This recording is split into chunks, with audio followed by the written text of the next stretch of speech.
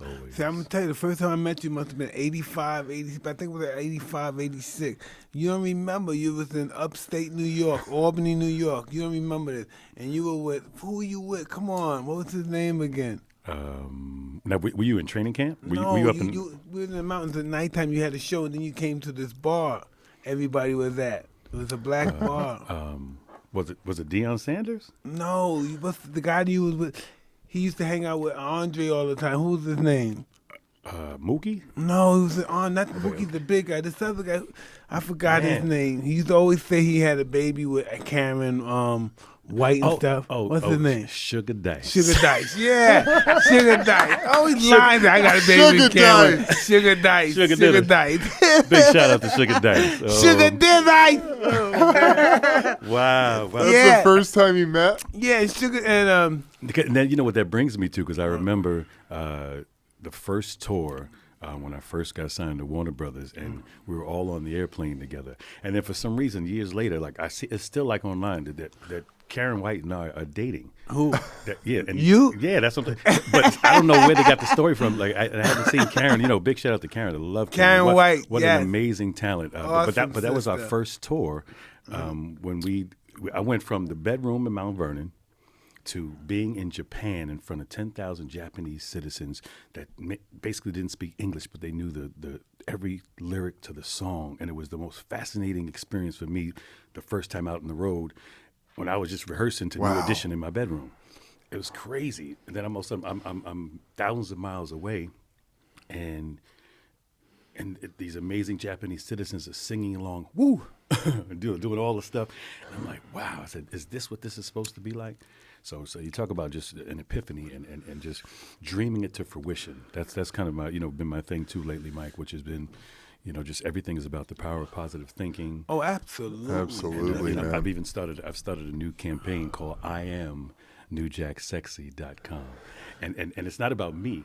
It's just about every day that you are gifted enough to wake up in the morning, listen, look in your mirror, and those tell two yourself. words are the most two important words in the world. I am. Now, what do you put behind that is what you are. Yes, sir.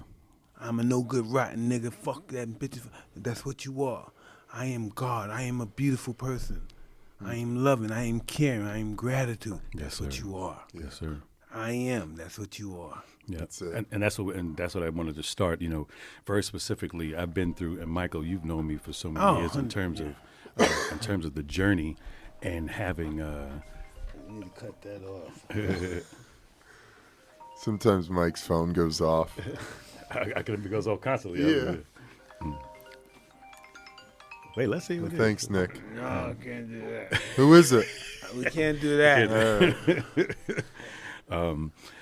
So I've embarked upon this journey of kind of health and wellness. I mean, Mike, you've known me since I was 17 years old. Yeah. And I weighed about 160 back then, and then I kind of went through this journey, this musical journey all over, and then I ran from that whole. People ask me, how'd you gain so much weight? I got to like 305. Wow. So I'll fast forward. So within the last year or so, I made a decision to be in charge of my star player, and that's supposed to be me, and not deal with the diabetes type 2 and just try to be healthy, and obviously, where we live in Vegas, it's the devil's Workshop. Workshop, and you got to do what you do. And, the bottom line is I just made a decision to say, let me evolve, and it's a mind, body, and spirit thing. So let me evolve. So long story short, over the last year, I've lost 100 pounds. Wow, man. So I threw up a small child and their friend. Amazing, man. If you don't evolve, you're no longer allowed to exist. Yes, sir. You have to evolve. Yes, sir. If you want to exist. And I did it in different ways. First I started, which we were just talking about earlier. I cut out the bread, rice, pasta, sugar. I did all that because sugar is worse than heroin. Oh, it's the it's worst. so addicting. So you have to wean your body off of all the other stuff first. Yes. And then I wound up doing surgery, and everybody's asking me, how'd you lose all this weight? I wound up doing a bariatric surgery, and it was the best thing for me. Very specific because my grandson, my 5-year-old grandson. I tell you, 5 years old. I tell you what he said to me. This was kind of the last straw. His last birthday, he walks over to me and now mind you, this is August, so he walks over and he taps me on the belly. He says, "Pops, maybe you could play Santa Claus for my next birthday." I was like, Got it. Got it. Take over.